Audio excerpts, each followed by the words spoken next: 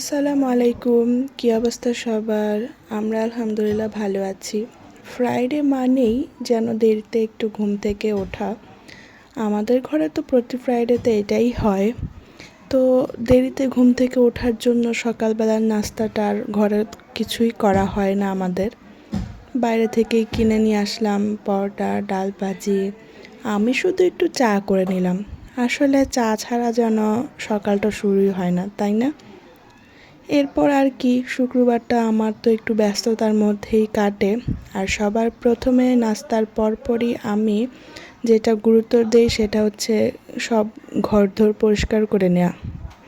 তাই জন্য নাস্তার পরপরই বিছানা গুছিয়ে ঘর ঝাড়ু দিয়ে এখন মপ করে নিচ্ছি।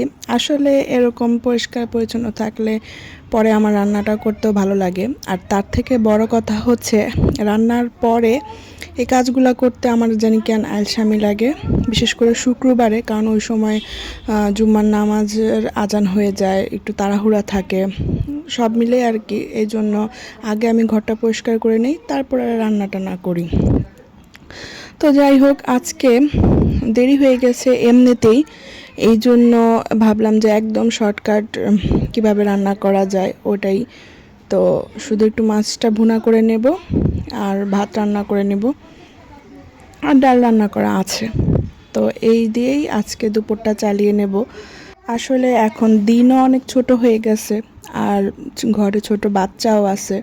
ওদের সব কিছু সামলিয়ে আসলে কাজের সময়টা খুব কমই পাওয়া যায়। এরপর বাচ্চাদের আবার গোসল করানো, ওদেরকে গোছানোর একটা কাজ থাকে। এই জন্যই অনেক তাড়াহুড়া লেগে যায় সব কাজে। আর হাজব্যান্ড বাসায় থাকলে তো দেখা গেছে দুজনে একটু মাঝে মধ্যে মানে কাজের ফাঁকে আর কি গল্প গুজব করতে করতে এমনিও দেরি হয়ে যায়। যাই হোক, রান্না শেষ করে আমি শাওয়ারটাও নিয়ে ফেলি। আর শাওয়ার কমপ্লিট করে আমি জুমার নামাজ পড়ে নেই, দেন একটু নিজের জন্য সময় রাখি। এরপরে নামাজ শেষ করে উঠেই দেখি আমার হাজব্যান্ড নামাজ শেষ করে আসার সময় পাঁপড় ভাজা নিয়ে আসছে। তো অনেক দিন পর এই পাঁপড় ভাজাটা দেখে ভালোই লাগলো। তারপরে অনেকটা সময় চলে গেছে, আসলে আমরা দুপুরে খাওয়া দাওয়া করেছি, অনেকটা লম্বা সময় বিশ্রাম নিয়েছি। অ্যান্ড বিকালের দিকে আমার হাজব্যান্ড ঘুম থেকে উঠে বলতেছিল যে 1 কাপ চা করে দাও, রং চা। আমার দুধ চা খুব পছন্দ হলেও ও যখন বাসায় থাকে তখন আমাদের রং চাই খেতে হয়, কারণ ও দুধ চায়ের থেকে রং চাই বেশি পছন্দ করে। তো আমিও তার সাথে সাথে রং চাই খাই।